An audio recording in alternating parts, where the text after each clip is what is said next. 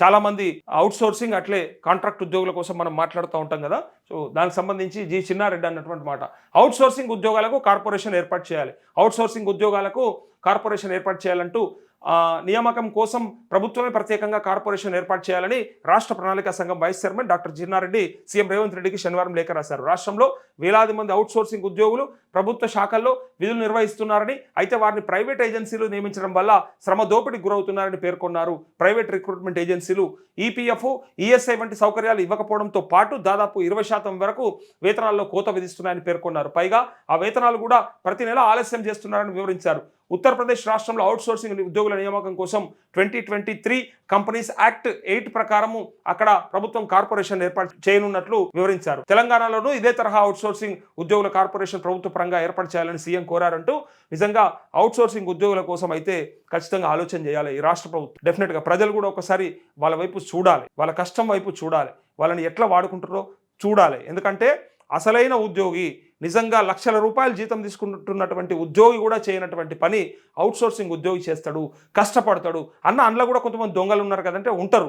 ప్రతి దాంట్లో ఉన్నట్టు అందులో కూడా ఉంటారు. అవుట్ సోర్సింగ్లో కూడా మస్తు మంది దొంగలు ఉన్నారు, కోట్ల రూపాయలు కూడబెట్టుకున్న వాళ్ళు ఉన్నారు, లూటీ చేస్తున్న వాళ్ళే ఉన్నారు, పందికొక్కుల్లాగా చాలామంది మేస్తున్న వాళ్ళు ఉన్నారు. కానీ ఎక్కువ శాతం మేరకు కష్టపడి పనిచేస్తూ అసలైన అధికారుల కంటే కూడా ఎక్కువ కష్టం వాళ్ళదే ఉంటుంది. కానీ వాళ్ళకి ఏమాత్రం గుర్తింపు లేదు, ఇటు గుర్తింపు లేదు, అటు వేతనాలు లేవు, అటు పక్క నిజంగా వాళ్ళకి ఉద్యోగ భద్రత కూడా లేదు. అట్లాంటి వాళ్ళ జీవితాలను మరి ఉద్ధరించేది ఎవడు బాగు చేస్తాడు? మన రాష్ట్రం కోసం, మన రాష్ట్ర ప్రజల కోసం వాళ్ళు పని చేస్తూ ఉంటే మరి వాళ్ళ కోసం ఆలోచించాల్సినటువంటి ప్రభుత్వం ఎందుకు వాళ్ళని అట్లా గోసబుచ్చుకుంటా ఉంది, ఎందుకు వాళ్ళని ఇబ్బంది పెడతా ఉంది?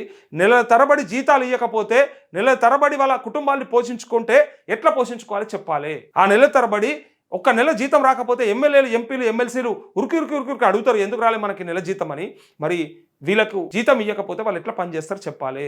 ఏ డిపార్ట్మెంట్ అయినా తీసుకోండి, ప్రతి డిపార్ట్మెంట్లో ఈ ప్రైవేట్ ఏజెన్సీల ద్వారా తీసుకుంటే వాళ్ళకి ఈఎస్ఐ ఉండదు, ఈపీఎఫ్ ఉండదు, ఏముండదు, ఉద్యోగ భద్రత ఉండదు. రేపు పొద్దుగాల పోండ్రి అంటే ఉత్తగానే కరివేపాకు లెక్క తీసి అవతల పాడేస్తారు అంతే. తింటున్న అన్నంలోకి వెళ్ళి కరివేపాకు లెక్క తీసి పాడేస్తారంటే నీ అవసరానికి వాడుకుంటూ తర్వాత తీసి పాడేస్తావా? దానికోసమా వాళ్ళని తీసుకున్నది? అదేనా అసలు మిమ్మల్ని నమ్ముకున్నది? వాళ్ళు లేకపోతే అసలు పరిపాలన కొనసాగుతుందా?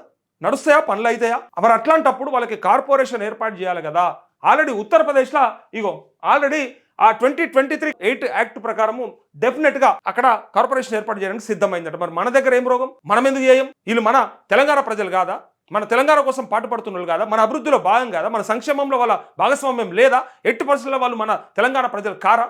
అదనే చెప్పాలి. అరే మన వాళ్ళు మనం ఆలోచించకపోతే ఇంకెవడు ఆలోచిస్తాడు? పక్క రాష్ట్రం కూడా ఆలోచిస్తాడా? మన ప్రజల కోసము లేకపోతే మన ఉద్యోగస్తుల కోసానికి మనం ఆలోచించకపోతే ఆ రిటైర్మెంట్ బెనిఫిట్స్ ఇవ్వడం చేత కాదు, జీతాలు నెలకిచ్చుడు చేత కాదు, ప్రతి నెల పక్కగా టెన్షన్గా జీతం పడేది లేదు, బెనిఫిట్స్ రావు, పైగా పెన్షన్లు కూడా టైంకి రావు.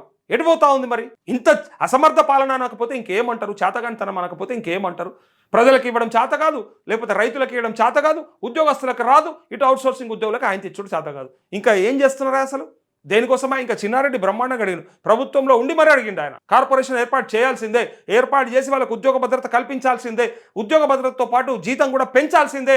అసలైన ఉద్యోగి లక్షలు కోట్లు దోసుకుపోతా ఉంటే వీరికి కనీసం ఉన్న జీతం కూడా ఇవ్వకపోతే ఎవన్ తప్పిదమో ఒకసారి ఎవన్ కాడు ప్రశ్నించుకోవాల్సినటువంటి సందర్భం ఇది ప్రభుత్వంలో ఉన్నటువంటి పెద్దలు.